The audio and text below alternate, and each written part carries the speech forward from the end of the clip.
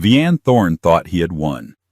He walked into the most exclusive gala in New York City with his stunning 23-year-old mistress, Bella, hanging off his arm. He had spent the last year erasing every trace of his boring, penny-pinching ex-wife Flora. He told everyone she was a nobody, a plain Jane who held him back. But when the doors to the grand ballroom opened for the guest of honor, the mysterious owner of the conglomerate Vianne was desperate to impress. The room didn't look at Vianne. They gasped, because walking down the marble staircase dripping in diamonds and wearing a crown of authority was the nobody he had thrown out on the street. And she wasn't just attending the party, she owned it. The silence in the Thorne penthouse was usually peaceful, but tonight it felt like a suffocating blanket. Flora Thorne sat at the long mahogany dining table, her hands folded neatly in her lap. The dinner she had spent 3 hours preparing, Vianne's favorite herb-crusted lamb rack with a red wine reduction, was getting cold. The grandfather clock in the hallway chimed 9:00 p.m., then 10:00 p.m. At 10:45 p.m., the front door finally clicked open. Flora stood up, smoothing the wrinkles on her simple gray cotton dress. She wasn't a woman who wore designer labels around the house. She preferred comfort and practicality. To the outside world, and apparently to her husband, that translated to boring. "Vianne," she said softly as he walked in. "I kept dinner warm in the—" "Stop," Vianne snapped. He didn't even look at her. He threw his briefcase onto the leather sofa and loosened his tie with a jagged, frustrated motion. "Don't bother with the food, Flora. I ate." Flora paused, looking at the congealing sauce on the plates. "Oh. Okay, I'll just pack it up for tomorrow." "I said stop." Vianne turned to face her, his eyes cold and devoid of the warmth they had held 5 years ago when they were struggling to build his architecture firm from the ground up. "Sit down. We need to talk." Flora sat. Her heart began to hammer a frantic rhythm against her ribs. She knew this tone. It was the tone he used when he fired an incompetent contractor. Vianne reached into his jacket pocket and pulled out a thick manila envelope. He slid it across the polished table. It stopped inches from her hand. "What is this?" she whispered. "Divorce papers." Vianne said, his voice terrifyingly steady. "I've transferred a lump sum of $50,000 to your personal account. You can keep the sedan, but I want you out of the apartment by tomorrow morning." The air left the room. "Vianne, $50,000 I helped you build Thorne Architecture. I did the books for 3 years when we couldn't afford an accountant. I managed the client schedules. You were a glorified secretary, Flora." Vianne laughed, a harsh barking sound. "Let's be real. You don't fit in my world anymore. Look at you." He gestured vaguely at her lack of makeup, her tied-back hair, her simple dress. "I'm landing contracts with the Sterling Group. I'm meeting with billionaires. And I come home to this, a librarian. I dress this way because I'm comfortable, Vianne. You used to say you loved that I wasn't high maintenance." Flora said, her voice trembling but her eyes dry. "I grew up," Vianne sneered, "and I met someone who actually matches my ambition."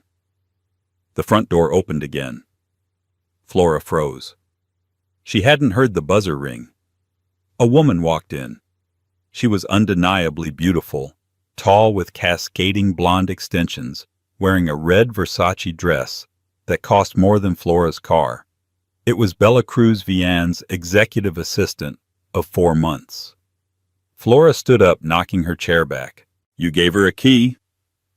Bella smirked, walking over to Vianne and placing a possessive hand on his shoulder. "Honey, I've had a key for weeks. We just didn't want to hurt your feelings until the paperwork was ready." Bella looked Flora up and down, curling her lip in distaste. "God, Vianne, you weren't kidding.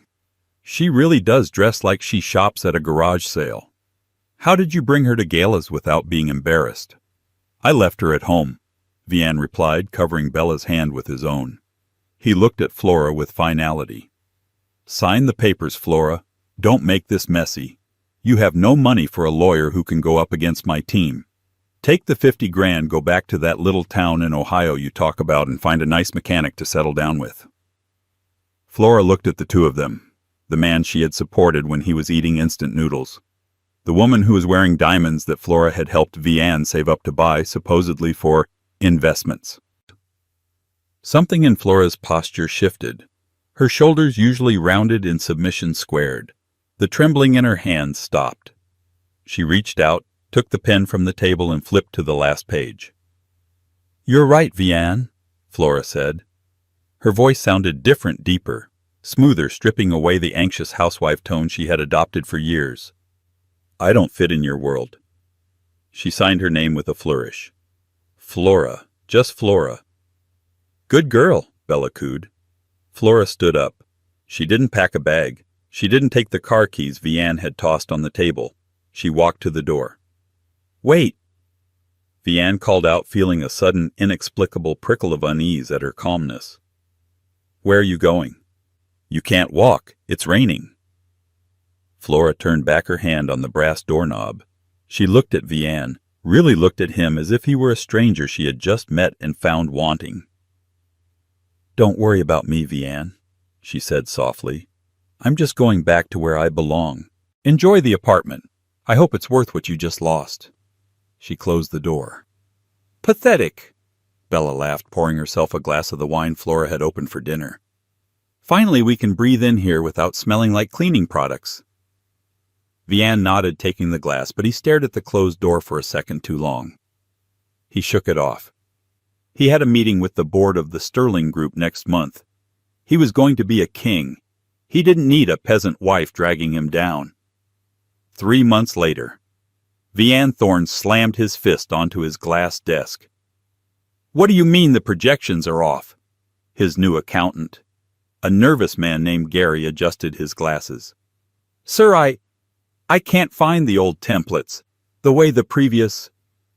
the way the books were balanced before there were adjustments made for tax loopholes that I can't seem to replicate.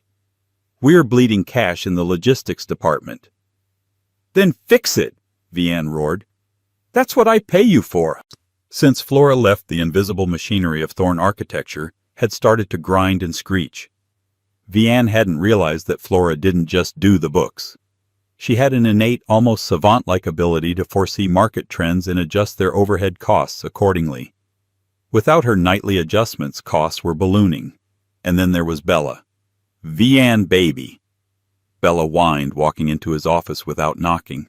She was holding a stack of magazines. "I need your credit card. The florist for the engagement party says the card was declined. I maxed it out on the down payment for the Hamptons house you wanted." Vianne rubbed his temples. "Bella, can we just do orchids instead of imported white roses?" "Orchids are for poor people, Vianne." Bella snapped her sweet facade, dropping instantly. "This is our engagement party. It's also the networking event of the year. You said everyone who is anyone will be there." "They will." Vianne sighed. "We're hosting it at the Pierre Hotel. It's costing me a fortune." "Good." Bella kissed his cheek, checking her reflection in the window. "Oh, by the way, did you hear the Sterling Group is sending a representative to the party? Not just a lawyer, but someone from the inner circle." Vianne sat up straight, the financial stress momentarily forgotten. The Sterling Group was the white whale of the business world, a private conglomerate worth billions involved in real estate, tech, and shipping. They were notoriously secretive. If Vianne could secure a contract with them, his money troubles would vanish. He would be untouchable. "Are you sure?" "Yes." Bella grinned. "The RSVP came in this morning, signed by the office of the CEO. They're coming to scout you, Vianne. This is it." Vianne stood up, walking to the window to look out at the Manhattan skyline. "If we land Sterling, none of these accounting errors matter. We'll be set for life."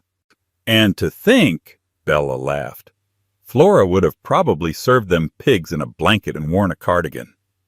Vianne chuckled. "God, don't remind me. I haven't heard from her since that night. I assume she's working at a diner somewhere in Ohio."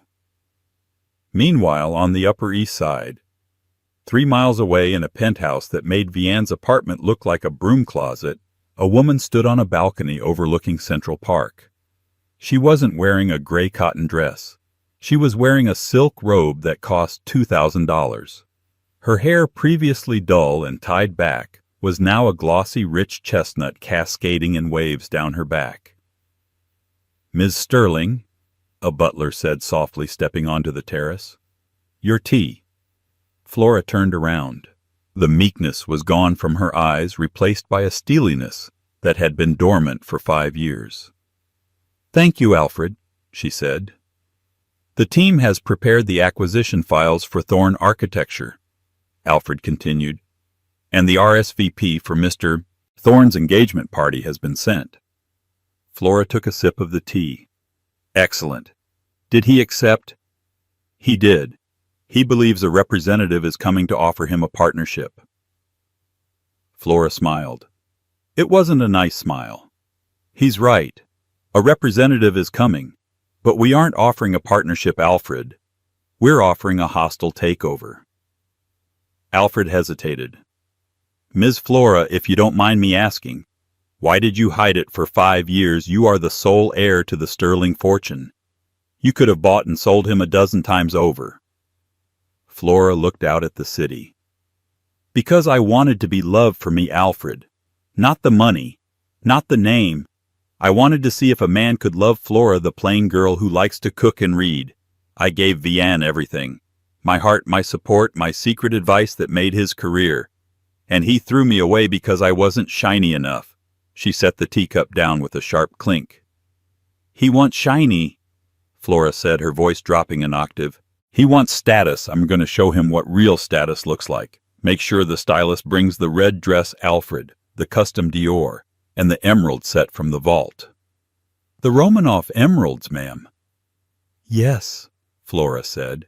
"He likes flashy things. Let's blind him." The Pierre Hotel ballroom was dripping in crystals and overpriced flowers.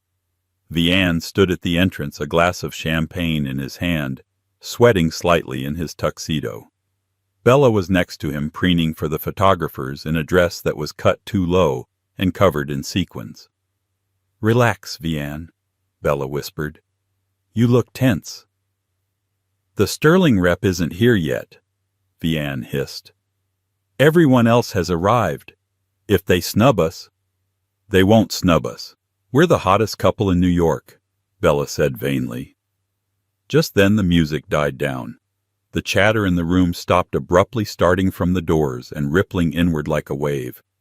Vian turned toward the entrance. "Is that them?" The heavy double doors swung open. It wasn't a suit-wearing executive who walked in. A woman stepped through the doors. The lighting in the room seemed to gravitate toward her. She was wearing a gown of deep blood-red velvet that hugged curves Vian didn't remember existing. The dress had a slit that went up to her thigh, revealing heels that looked like they were made of glass.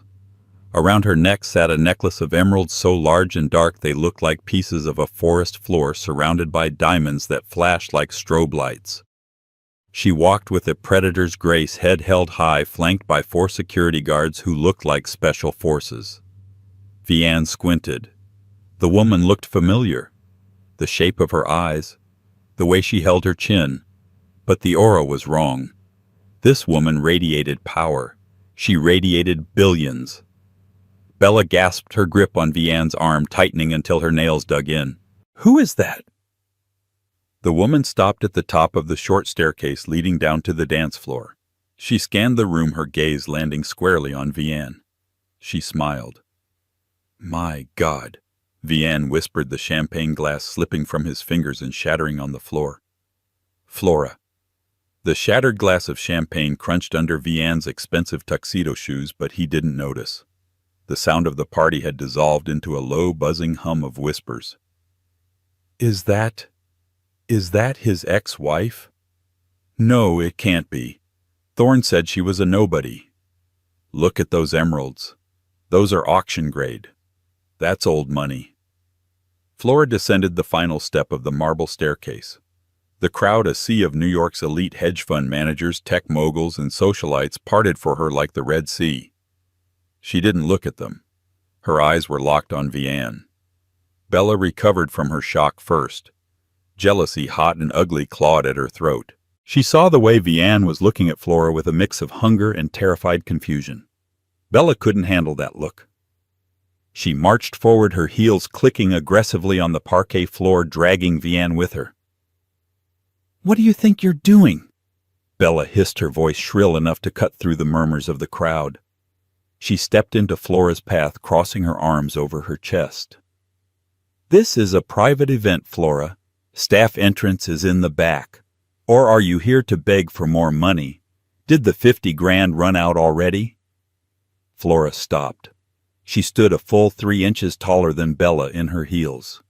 She looked down at the mistress with an expression of mild amusement, as if she were watching a toddler throw a tantrum in a supermarket. "Hello, Bella," Flora said. Her voice was smooth-cultured and carried effortlessly. "And hello, Vianne. You look sweaty." Vianne swallowed hard, finding his voice. He tried to muster the arrogance that usually fueled him, but it flickered and died in the face of her transformation. "Flora, how did you get in here? Security is tight, and where did you get that dress? Did you rent it?" He laughed nervously, looking around at the guests for validation. "She's my ex-wife, everyone. She's having a bit of a hard time moving on. I think she spent her divorce settlement on a costume to crash the party." A few people chuckled uneasily, but most remained silent, sensing the shift in power. Flora didn't blink. She reached out her hand, brushing past Vianne's shoulder, and plucked a glass of vintage champagne from a passing waiter's tray. Crash. Flora took a slow sip, the diamonds on her wrist catching the chandelier light, blinding Bella for a second. "That's an interesting word, Vianne. Usually you can't crash a party when you're the reason the party is happening." "What are you talking about?" Vianne snapped, his face reddening. "This party is for my engagement and for the Sterling Group representative. You are neither. You are a distraction. Now please leave before I have security escort you out. It will be embarrassing for you." "Embarrassing?" Flora tilted her head. "Do you remember the last time we stood in a room like this, Vianne, 5 years ago? We were at a mixer for the Architecture Guild. You were wearing a rented suit. I was wearing a dress I sewed myself. You were shaking because you were so afraid to talk to the investors. I held your hand. I told you you were brilliant. I walked you up to them and introduced you." Vianne flinched. The memory hit him hard. "That's ancient history. I made myself." "You made yourself," Flora repeated, her voice hardening. "With my strategy, with my savings, with my emotional labor.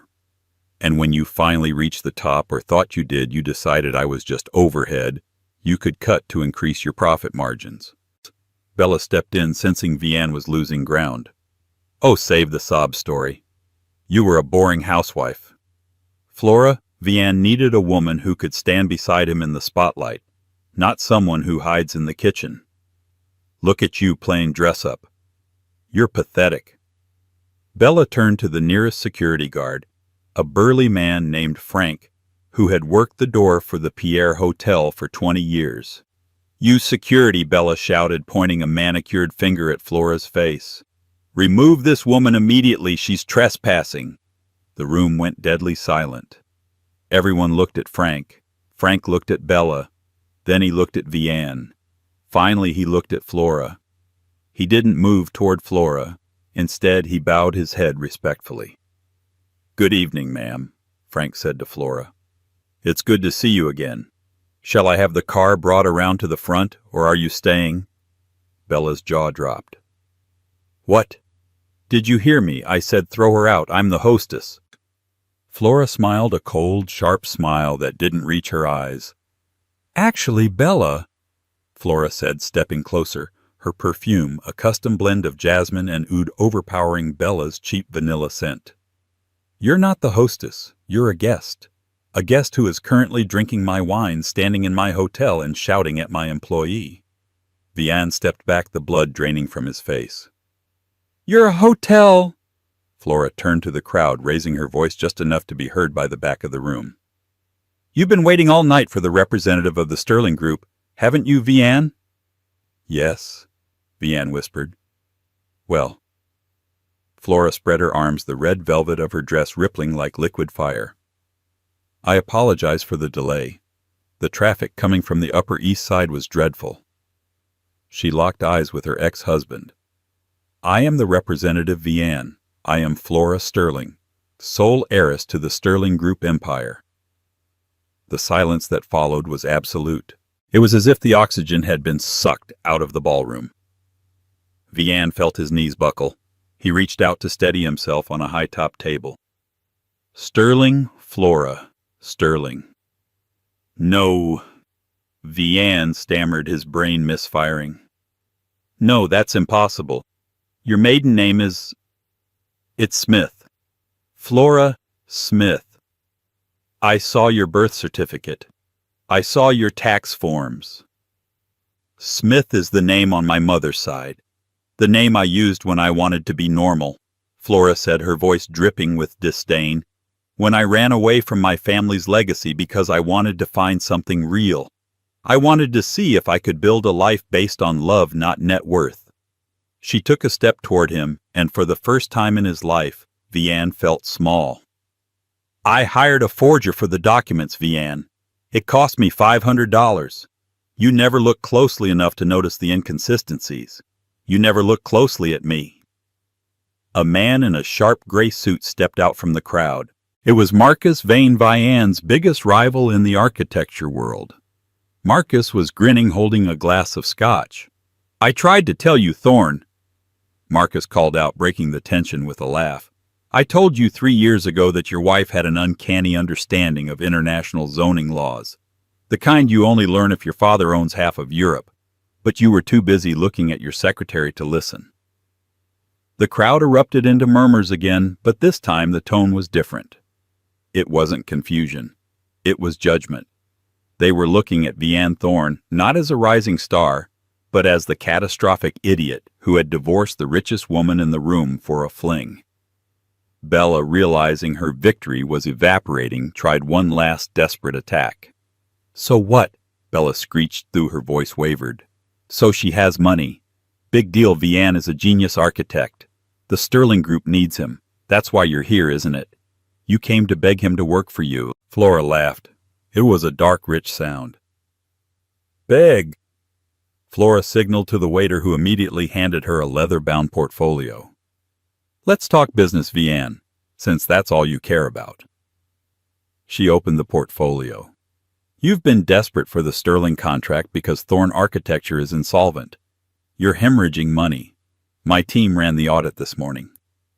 That's a lie, Vianne shouted, through the sweat on his forehead betrayed him.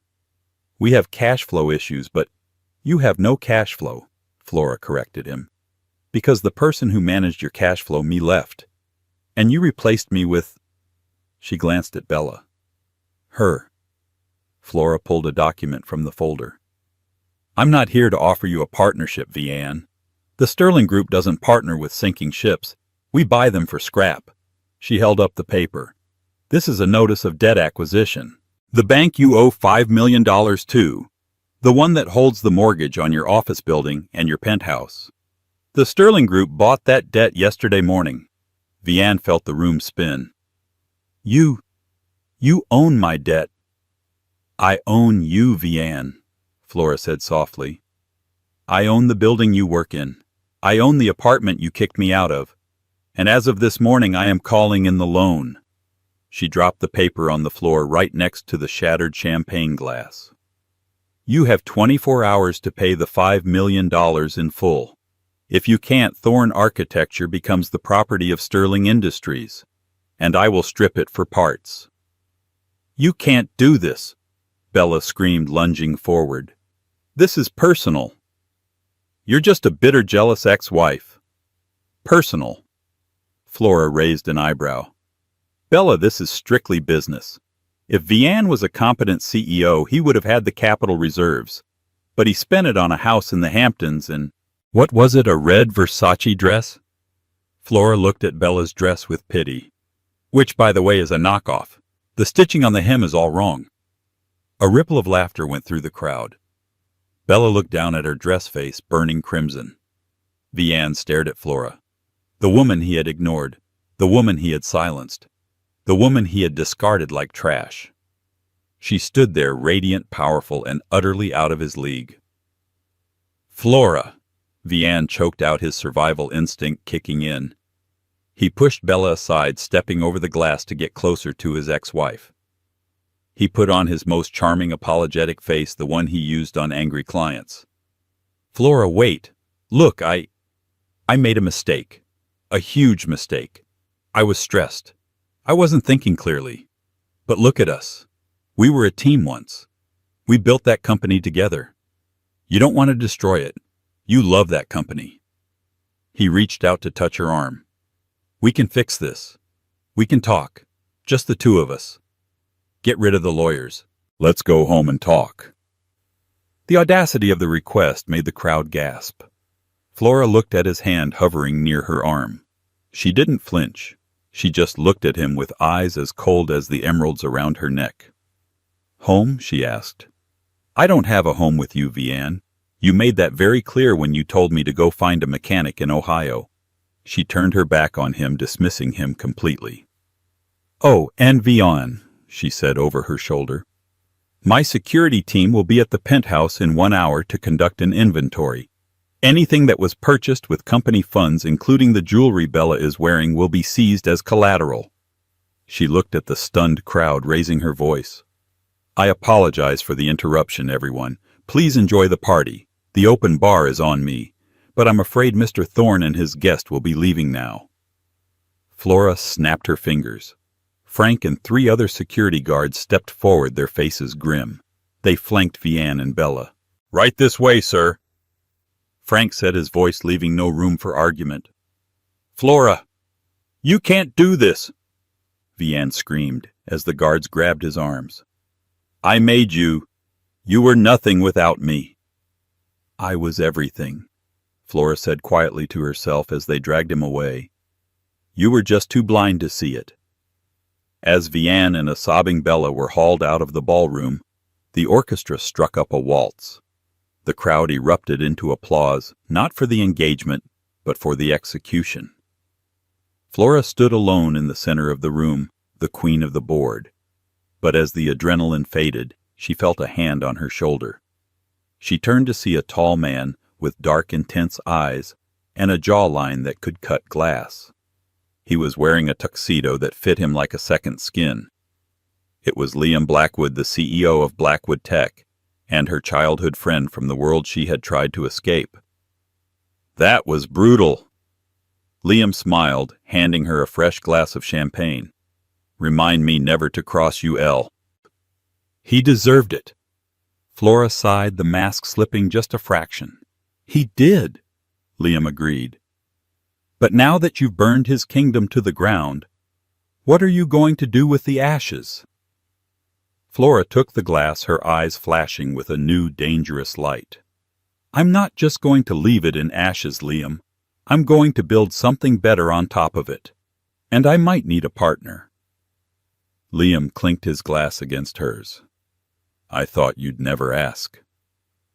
The humiliating walk from the Pierre Hotel ballroom to the curb felt like a death march. Vian Thorne, once the envy of his peers, stood on Fifth Avenue shivering in the crisp night air.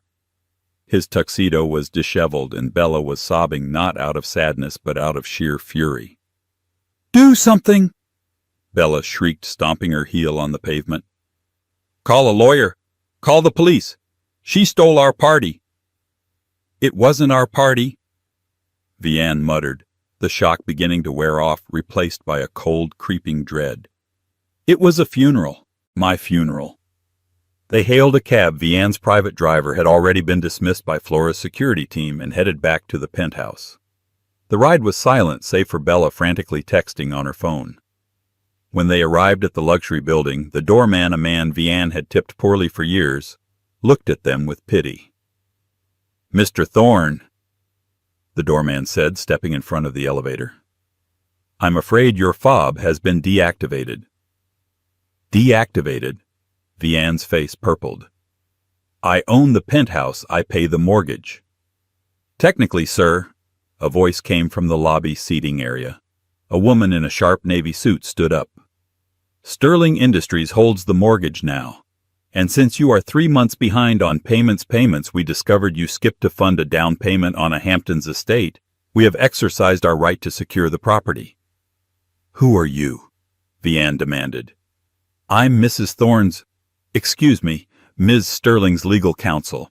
You are permitted entry for exactly 30 minutes to retrieve personal effects. Clothing and toiletries only. No artwork, no electronics, no jewelry purchased with company funds." "This is insane," Bella screamed. "My jewelry is mine." "If it was bought with the corporate credit card, it belongs to the company," the lawyer said calmly. "And the company belongs to Ms. Sterling." The next 30 minutes were a blur of indignity. Vianne scrambled around the apartment that had once been his kingdom, shoving suits into garbage bags because his Louis Vuitton luggage had been seized as collateral. Bella was in the bedroom screaming as a security officer watched her empty her jewelry box. The diamond tennis bracelet seized, the Rolex seized, the engagement ring Vianne had given her just hours ago. "That stays," the officer said, taking the ring box from her hand. "You can't take that," Bella cried, tears streaming down her face, ruining her makeup. "It's an engagement ring. It was purchased with funds embezzled from the logistics account," the officer recited from a clipboard. "It's evidence." By midnight, they were standing on the street again, surrounded by black garbage bags. "Where are we going to go?" Bella asked, her voice small. "The Four Seasons." Vianne checked his bank app. "Bella, my personal accounts have been frozen pending the audit. I have $400 in cash in my wallet." Bella stared at him. The adoration that had been in her eyes earlier that evening vanished, replaced by the cold calculation of a survivor. $400, she repeated. "You're broke." "It's temporary," Vianne pleaded, reaching for her hand. "I'm Vianne Thorne. I'm a genius architect. I'll bounce back. I'll sue her. I'll get it all back. I just need you to stick by me." Bella looked at his hand, then at the garbage bags, then at the Motel 6 sign visible down the block. "I can't do broke Vianne," she said. She pulled her phone out. "I'm calling Marcus. Marcus Vane, my rival. He's been texting me for weeks." Bella shrugged, flagging down a passing taxi. "He offered me a job as his head of PR, and he drives a Bentley that actually belongs to him." "Bella, wait, you can't just leave me here." "You left Flora," Bella said coldly as she opened the cab door. "Karma is a bitch, isn't it?" She slammed the door, leaving Vianne alone on the corner with his garbage bags. That night, lying on a lumpy mattress in a cheap motel, Vianne couldn't sleep. He stared at the water-stained ceiling. For the first time in 5 years, he didn't have Flora to organize his life. He didn't have her to soothe his ego. He didn't have her to fix the mess. He remembered the nights she would stay up late highlighting tax codes to save him money. He remembered how she would massage his shoulders after a hard day. He remembered how she looked tonight, powerful, radiant, untouchable. He had traded a diamond for a piece of glass. And now the glass had shattered, and the diamond was cutting his throat. 2 days later, Flora sat in the boardroom of Sterling Industries. It was a stark contrast to the chaotic, cramped office of Thorne Architecture. Here the table was made of obsidian, the view stretched across the entire city, and the silence was respectful. Liam Blackwood sat to her right, reviewing a file. "He's going to fight, you know," Liam said without looking up. "Men like Vianne don't go quietly. Their ego won't allow it." "I'm counting on it," Flora said, adjusting her glasses. She wasn't wearing the red dress today. She was in a white power suit that made her look like an avenging angel. "What's his move?" "He's hired Saul Goodman's evil twin," Liam joked dryly. "A lawyer named Fletcher, known for nasty divorce litigation. They filed a motion an hour ago." Flora took the file. "Let me guess. He's claiming I committed fraud by hiding my assets during the marriage, and therefore he is entitled to half of the Sterling fortune as marital property." Liam grinned. "Bullseye. He's asking for $50 million in spousal support and emotional distress damages. He claims your deception caused him psychological trauma that hindered his ability to run his business." Flora laughed, tossing the file onto the table. Psychological trauma. He fired me and moved his mistress in before the ink was dry. The audacity is almost impressive. He's desperate, Liam noted. He's staying in a motel in Queens. His staff walked out yesterday after paychecks bounced. This lawsuit is his only lottery ticket. Well, Flora stood up, walking to the window. I think it's time we scratch that ticket. Is the forensic audit complete? Yes. And Elle? It's worse than we thought. Flora turned. How bad? He didn't just use company money for jewelry. Liam said, his voice serious now. He was taking bribes from contractors to use substandard materials on his building projects, specifically the Skyline Tower project. Flora went cold. The Skyline Tower was a residential building. If the materials were substandard, people could be hurt, she whispered. Exactly. He compromised structural integrity to fund Bella's lifestyle. Flora's expression shifted from amusement to icy rage. This was no longer about a scorned wife getting revenge. This was about justice. Set up a meeting, Flora commanded. Tell Vianne I'm willing to settle. Tell him to meet me at the old office. The Thorne Architecture office was a ghost town. Desks were empty, phones were unplugged, and a layer of dust seemed to have settled overnight. Vianne sat in his leather chair, the only piece of furniture he had fought to keep. He wore a wrinkled shirt and looked like he hadn't slept in 48 hours. But when his lawyer, Mr. Fletcher, whispered in his ear, Vianne straightened up. She's coming to settle, Fletcher hissed. That means she's scared. The fraud claim has legs. We don't take less than $20 million. The door opened. Flora walked in. She wasn't alone. Liam Blackwood was with her, along with two men in dark suits who carried briefcases. Flora, Vianne said, trying to summon his old bravado. I'm glad you came to your senses. My lawyer says we have a very strong case. You lied to me for 5 years. That's spousal fraud. Flora didn't sit down. She stood at the head of the table, looking at the man she once adored. He looked small, greedy, pathetic. I didn't lie, Vianne, she said calmly.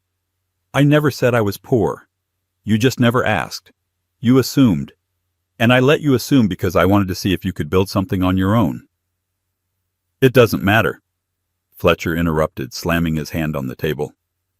Under New York state law, my client is entitled to equitable distribution of all assets acquired or held during the marriage. You are a billionaire. He is your husband. Ex-husband, Liam corrected. Regardless, Fletcher sneered. We want a settlement. $20 million, and the rights to Thorne Architecture returned. Flora sighed. She signaled to one of the men in suits. He stepped forward and placed a thick stack of documents in front of Vianne. This isn't a check, Vianne said, confused. No, Flora said. It's an indictment. Vianne's hands trembled as he opened the folder. We found the invoices, Vianne, Flora said, her voice dropping to a whisper that echoed in the silent room. The concrete suppliers for the Skyline Tower. You paid for grade A steel and pocketed the difference, swapping it for grade C. You risked the lives of 300 families to buy Bella a Porsche. Vianne's face went gray. I was going to replace it later, when the big checks came in. That's fraud, Vianne, Liam added. Grand larceny and reckless endangerment. We've already sent copies to the district attorney and the licensing board. You called the police? Vianne gasped. He looked at Flora with betrayal. But I'm your husband. I was your husband. And I was your wife. Flora's voice finally cracked the anger pouring through. I was the woman who cooked your meals, who washed your clothes, who believed in you when no one else did, and you threw me away like garbage because I wasn't shiny enough. You betrayed me first, Vianne, but I won't let you betray innocent people for your greed. She leaned in close, her hands flat on the desk. Here is my settlement offer. You will sign over 100% of Thorne Architecture to Sterling Industries immediately. You will withdraw your lawsuit. and you will plead guilty to the charges the DA brings against you. If you do that, I will ask the judge for leniency. Maybe you'll only do 5 years in prison instead of 15. And if I refuse? Vianne whispered. Flora straightened up, smoothing her jacket. Then I will spend every penny of my billions to ensure you are buried under so many lawsuits you won't see the sun until you're 70. And I will make sure everyone knows that Vianne Thorne isn't just a bad husband, he's a criminal. Vianne looked at his lawyer. Fletcher was already packing his briefcase. I can't represent you in a criminal fraud case involving structural negligence, Fletcher mumbled. I'm out. The lawyer fled the room. Vianne was alone, truly alone. He looked at the papers. He looked at Flora. For a moment he saw the ghost of the girl he had married, the soft, kind girl in the gray dress. He realized with a crushing weight that she had been the most valuable thing he ever had. And he had sold her for nothing. With a shaking hand, Vianne picked up the pen. I'm sorry, Flora. He wept, the tears falling onto the mahogany desk. I'm so sorry. I know, Flora said softly. She didn't offer him a tissue. But apology is not a currency I accept anymore. She watched him sign his life away.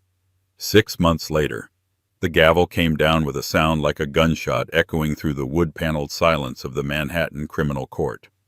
Vianne Thorne stood at the defense table. The arrogance that had once defined his posture, the swagger of a man who believed the world owed him a living, had evaporated. In its place was a slump of defeat. His bespoke Italian suit, the last remnant of his former life, hung loosely on his frame. He had lost 20 pounds since the night of the engagement party. Mr. Thorne, Judge Harrison said, peering over his spectacles with disdain, in my 20 years on the bench, I have rarely seen a case of such flagrant greed. You didn't just defraud your investors. You compromised the structural integrity of a residential high-rise to fund a lifestyle you could not afford. You gambled with human lives for a Porsche and a summer home. Vianne flinched. He didn't look at the judge. He looked at the gallery. The back row was empty. Bella Cruz wasn't there. She hadn't visited him once since the indictment came down. The moment the assets were frozen and the credit cards were declined, she had vanished like smoke in a strong wind. But in the front row, sitting with a posture of quiet grace, was Flora. She wasn't looking at him with hatred. That would have been easier. She was looking at him with a calm, detached pity. She was wearing a cream-colored wool coat, her hair pulled back in an elegant chignon. She looked like a statue of justice come to life. Vianne Thorne, the judge continued, his voice booming, I hereby sentence you to 7 years in the New York State Department of Corrections, with a minimum of 4 years to be served before eligibility for parole. You are remanded to custody immediately. The bailiff moved in. The click of the handcuffs was the loudest sound in the room. Flora, Vianne cried out as they turned him around. It was a desperate, guttural sound. Flora, please, I'm sorry. Flora didn't move. She didn't speak. She simply watched as the man who had thrown her away was led out through the side door. She had once promised to stand by him through anything, but he had broken that vow, not her. Liam Blackwood, sitting beside her, placed a warm, steady hand on her shoulder. It's over, Elle. He's gone. Flora let out a breath she felt she had been holding for 5 years. No, Liam, he's not just gone. I'm back. The fall of the Mistress. While Vianne was being processed into the prison system, Bella Cruz was learning a harsh lesson in economics on the Lower East Side. She stood at the counter of a pawn shop, slamming her hand on the glass. What do you mean, $500? She screeched. That is a custom engagement ring from Vianne Thorne. It's worth $50,000. The pawnbroker, a man who had seen 1,000 women like Bella, didn't even look up from his loop. Lady, the setting is gold-plated, not solid, and the diamond, it's lab-grown and a cloudy one at that. It's a prop, flashy from a distance, worthless up close. Bella stared at the ring. A prop, just like her relationship, just like her life with Vianne. She grabbed the cash she had rent due on a sublet studio apartment in Queens and stormed out into the rain. She tried to hail a cab, but 3 passed her by. She pulled out her phone to call Marcus Vane again, but the number was blocked. She was 24 years old. She had burned her reputation in the hottest fires of New York society. No one would hire her. No one would date her. She was the woman who had mocked the billionaire heiress, and the city had a long memory. As the rain plastered her cheap hair extensions to her face, Bella realized she had traded her soul for a man who had given her a fake ring and a ruined life. 1 year later, the skyline of New York City had changed. The building formerly known as the Thorn Tower, the project that had almost ruined them, had been reborn. It was now the Sterling Phoenix Center. Flora had spent the last 12 months on the construction site. She hadn't ruled from a glass office. She had been in the trenches. She fired the corrupt contractors Vianne had hired. She brought in her own teams. She personally reviewed every blueprint, correcting the structural flaws Vianne had ignored. Tonight was the grand opening. The lobby was transformed into a wonderland of white lilies and silver silk. The guest list was exclusive, not just socialites, but serious investors, city planners, and the heavy hitters of the global market. Flora stood at the top of the grand staircase. It was a poetic mirror of the night she had revealed her identity. But this time she wasn't crashing the party. She was the host. She wore a gown of midnight blue silk that shimmered like a starry sky, designed specifically for her by a couturier in Paris. Around her neck, the Romanov emeralds had been replaced by a simple, elegant string of diamonds, her own purchase with her own earnings. "Ladies and gentlemen," Flora said into the microphone. The room fell silent instantly. "Thank you for joining me. A year ago, this building was a shell. It was built on lies and cut corners. It represented everything wrong with ambition without integrity." She paused, looking out at the crowd. "We tore it down to the studs," she continued, her voice ringing with authority. "And we rebuilt it, stronger, safer, better. Because true value isn't about how fast you can build something, it's about how long it will stand." The applause was thunderous. Flashbulbs popped, blinding in their intensity. In the crowd, Marcus Vane clapped politely, looking at Flora with a mix of respect and regret. He had underestimated her. Everyone had. 200 miles away in the common room of the upstate correctional facility, the television was tuned to the local news. Vianne sat alone at a metal table. His hands were rough now, calloused from working in the prison laundry. The other inmates ignored him. To them, he was just another white-collar crook who got caught. On the screen, the camera zoomed in on Flora. She looked radiant. She looked younger somehow, as if shedding the weight of their marriage had reversed the aging process. "That your wife?" a guard asked, walking by with a cup of coffee. "Ex-wife." Vianne whispered, his voice raspy. "She looks happy," the guard noted, not unkindly. "Looks like she's doing better without you, Thorne." The words cut deeper than any knife. Vianne watched as Flora laughed at something someone off-camera said. It was a laugh he hadn't heard in years, free, unburdened, genuine. He realized then that he hadn't just lost a fortune.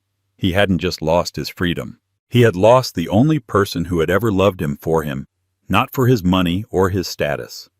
He had chased the glitter of Bella and the prestige of the Sterling Group, and in doing so he had walked right past the diamond that was sitting at his dinner table every night.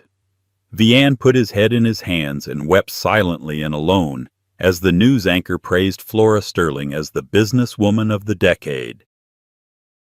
Back at the Sterling Phoenix Center, the party was winding down. Flora slipped away from the adoration of the crowd and took the private elevator to the roof.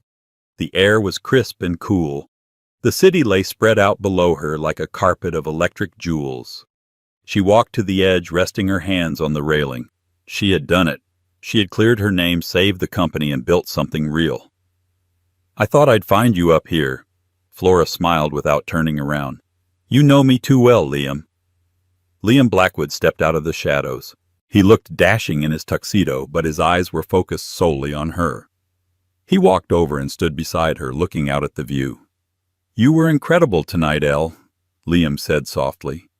You didn't just rebuild a building. You rebuilt a legacy. I couldn't have done it without you, Flora admitted, turning to face him. You were the only one who didn't look at me differently when the truth came out. You treated Flora the secretary with the same respect you treat Flora the heiress. That's because I never cared about the name, Liam said, his voice dropping an octave. He reached out his fingers, brushing against hers on the railing. I only cared about the woman, the one who works harder than anyone I know, the one who is kind even when she has every right to be cruel. Liam turned fully toward her. He reached into his pocket and pulled out a small velvet box. Flora's breath hitched. I'm not Vienne, Liam said, his eyes intense and sincere.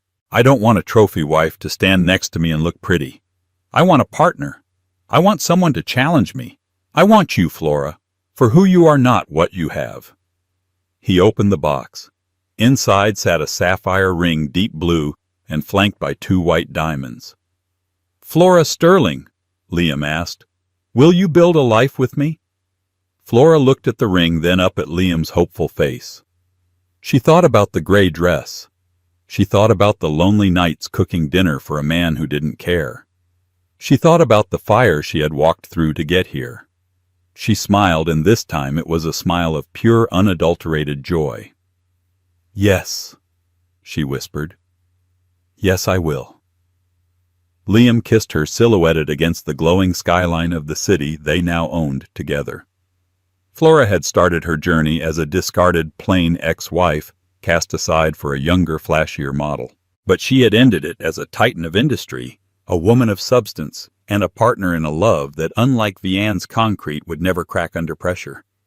She had finally found where she belonged, not in the shadows, but right at the very top. Wow! Talk about a glow-up! Flora went from a discarded plain Jane to the most powerful woman in New York, proving that the best revenge isn't just looking good, it's being successful, happy, and unbothered. Vianne learned the hard way that when you chase glitter, you lose the gold. He ended up with nothing but regret, while Flora built an empire on the very foundation he tried to destroy. What did you think of Vianne's punishment? Did he deserve prison, or was losing Flora enough? And would you have forgiven him if you were in her shoes? Let me know in the comments below. I read every single one. If you enjoyed this story of betrayal, revenge, and sweet justice, please hit that like button. It really helps the channel. And don't forget to subscribe and ring the notification bell so you never miss another dramatic story. Thanks for listening, and remember, know your worth and never let anyone treat you like an option when you are a priority. See you in the next video.